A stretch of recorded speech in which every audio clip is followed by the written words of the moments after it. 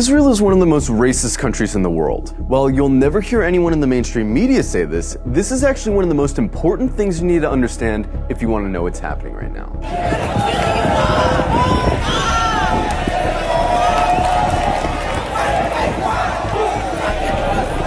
From its inception, the whole idea of Israel as a country was based on racism.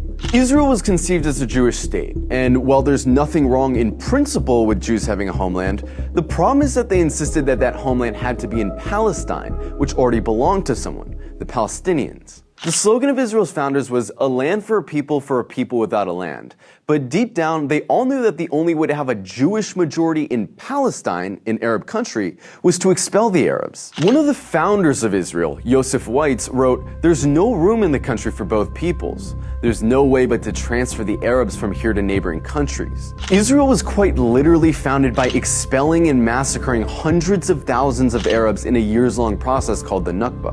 And when you found a country based on racial exclusion, you're gonna get a culture that fosters and celebrates racial exclusion. Because countries that commit terrible atrocities rarely acknowledge committing those atrocities. And the presence of Palestinians who remained in Palestine became a constant reminder, not only of the violence that founded Israel, but of the constantly looming threat that they might come back and try to reclaim their land.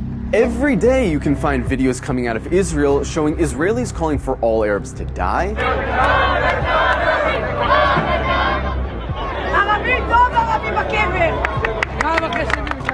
insulting the Prophet Muhammad,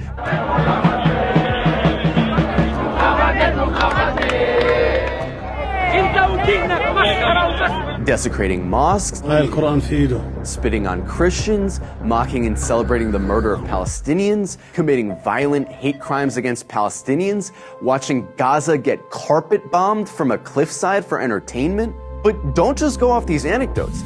Let's look at some of the polls. One poll found that 2/3 of Israeli teens believe Arabs to be less intelligent, uncultured, and violent. It also found that 50% of Israelis wouldn't live in the same building as Arabs, wouldn't befriend Arabs, wouldn't let their children befriend Arabs, and wouldn't let Arabs into their homes. Another poll found that 60% of Israeli Jews want segregation from Arabs. Another poll found that half of Israeli Jews agree with the statement, most Jews are better than most non-Jews because they were born Jews. The poll also found that 88% of Israeli Jews would be disturbed if their son befriended an Arab girl, and 90% would be disturbed if their daughter befriended an Arab boy. This poll found that about half of Israeli high schoolers don't think Arabs should have the right to vote. Another poll showed that almost half of Israeli Jews don't want Arabs teaching their kids.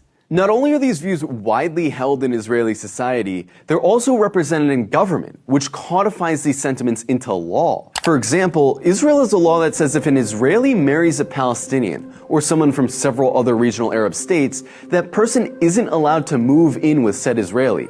This law was passed in 2003, but it's been renewed every single year since. Israel also doesn't allow interreligious marriage to be performed in the country, which is meant to deter Jews from marrying non-Jews. In 2018, Israel passed the nation-state law, a law which has constitutional status, which says the right to exercise national self-determination, i.e. have rights, is the exclusive right of Jews, no one else. There's also the Nakba law, which makes it illegal to acknowledge the Nakba, the expulsions of Palestinians that were needed to found Israel. This would be like passing a law to make it illegal to talk about indigenous genocide or slavery in America. There's also the Admissions Committee law, which basically allows towns to operate panels that deny applications for entry based on socio-cultural compatibility, which essentially just legalizes racist housing discrimination.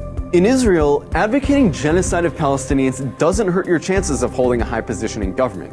And in fact, in many cases, it helps. In 2014, Israeli lawmaker Ayelet Shaked wrote an unhinged rant on Facebook, calling all Palestinians enemy combatants and saying their mothers should be killed for giving birth to, quote, little snakes. The next year, she was appointed Minister of Justice by Benjamin Netanyahu.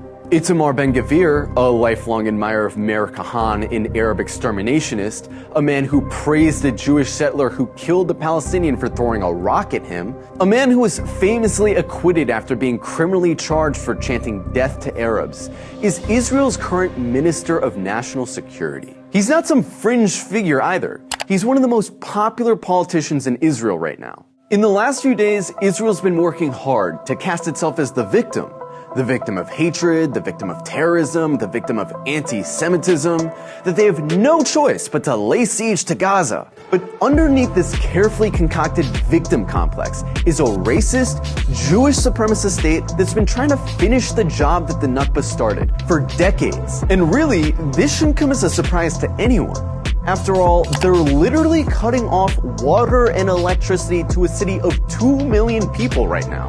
Their generals talk openly about flattening Gaza and killing the animals, meaning Palestinians. It's obvious their goal is genocide.